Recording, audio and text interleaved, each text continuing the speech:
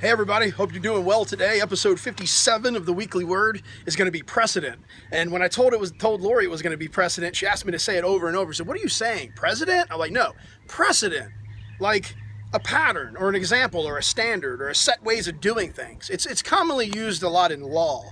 Whenever, in fact, all of our US laws a lot of times are based on pattern. And once a precedent is set, that law is what they currently refer back to when they're trying to make a decision about, how to judge something moving forward or a case that's before them. And I got to thinking about this as it applies to really the opposite of that pattern or that standard, which is deviating from it. In other words, change, and the idea that change is inevitable. And I've talked about change being inevitable in a former Weekly Word. In fact, it was titled Change. So I don't necessarily want to talk too much about change. I want to talk about the idea, though, that we cannot fall in love with precedent. Ultimately, those things are very useful and very valuable when it comes to looking back on how things were done in order to make decisions about how to kind of decide about something here in the now. But if we refuse to deviate from the precedent, then change will never occur. Here's another thought on that.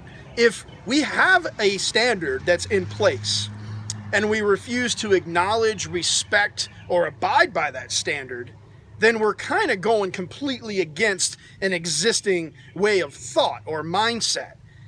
So the alternative way to go about this thing would be if you were to accept the precedents for what it is, but when change is inevitable, acknowledge the fact that change can lead to bigger and brighter and grander things. So we can't fall in love with the standard to a detriment. There are so many examples in our history. If we go back to the founding years of our country, the way that the king did things in Britain the king, the queen, drove our desire for change, our desire to not abide by their reliance on a precedent.